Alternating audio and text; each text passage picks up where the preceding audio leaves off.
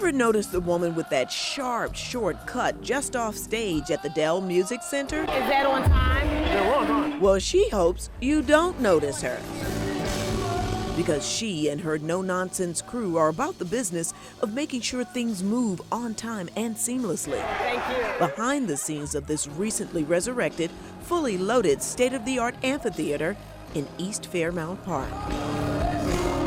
It was almost lost, Joyce, and what a tragedy it would have been if the Dell Music Center had closed and never reopened. Few people thought the old Robin Hood Dell East could come back. Built in 1929, the summer home of the Philadelphia Orchestra was a cultural gem. Although the music changed over the decades, the memories remained. But a lack of funding, years of neglect, and poor management took a toll, all in an area where, frankly, people did not feel safe and big-name artists would not perform. People had lost hope with this venue here. But look at it now. After 5 years, nearly 6,000 people are packing the house. Free programs and concerts happen here. All tickets under $80 for some of the world's top performers. The experience is supposed to be so good that you can't help but want to come back. It was exactly what Mayor Michael Nutter wanted when he hand-picked Lieutenant Susan Slawson to spearhead the Dell's return to glory. Yes, she is a Philly cop on loan, appointed as first Deputy Commissioner of Recreation and Programs. The mayor said to me, he says, "I've been watching your career."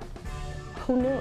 Although we're doing movie night tonight. Perhaps it had something to do with her track record of tackling huge problems, quietly and gracefully, So if you could try. but without taking any mess or no for an answer. I had on a few different hats, and the hats have been surprises for me. And they always push her into the spotlight, no matter how reluctant she is to take any credit for anything she's done. As commanding officer of the once male-dominated PAL, she developed and secured funding and gained public and private support for programs just for girls. They were waiting for somebody to say, "You're important, we have something for you." Hundreds of girls enrolled immediately. Her idea of protect and serve, remember what others did for you. That's what we're supposed to do. I'm not supposed to do it because I need to be recognized. Because if I'm doing it for that reason, I really shouldn't do it. That grit and determination developed long before she entered the police academy. My first job is when I worked in the fields in North Carolina as a kid, from the time I was 8 to the time I was 14 years old. In 1974, she earned a spot in Overbrook High School's Scholars Magnet program, but she arrived carrying more than brains and books. And I'm a 9th grader, the only 9th grader that's walking around pregnant.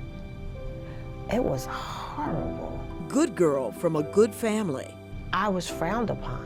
I think most people counted me out without a question. She bore the shame, but she stayed on her game with help from her parents, who didn't let up one bit on their expectations. But Susan's goals were even higher. I had to make up in my mind, within my heart, that this isn't going to stop me. She graduated with honors, went to college, all while raising a little girl. People say I don't frazzle easily. I don't. Being a police officer, you can't. She's taken her share of criticism from the media as commanding officer of police public affairs. Nice, but I may appear to be a little stern because it comes with the territory. she took some flack from closing swimming pools one summer as recreation commissioner. You have to make tough decisions. She's coming in tomorrow. But she says her experiences as a teen mom is what taught her compassion, particularly for women who need help. Because I know how it feels when people are not kind to you because you've made a mistake. Today, the married mother with a senior at St. Joe's Prep and a new grandson from her daughter says she loves exactly where she is and how she got here. What's next for you? I'm thinking I'd like to be a counseling psychologist. For today's young people, It is a police officer, it is a mother, it is somebody that looks at these young ladies and say, I have to tell you, you don't have to listen, but I'm gonna tell you anyway. enough said. Joyce Evans, Fox 29 News.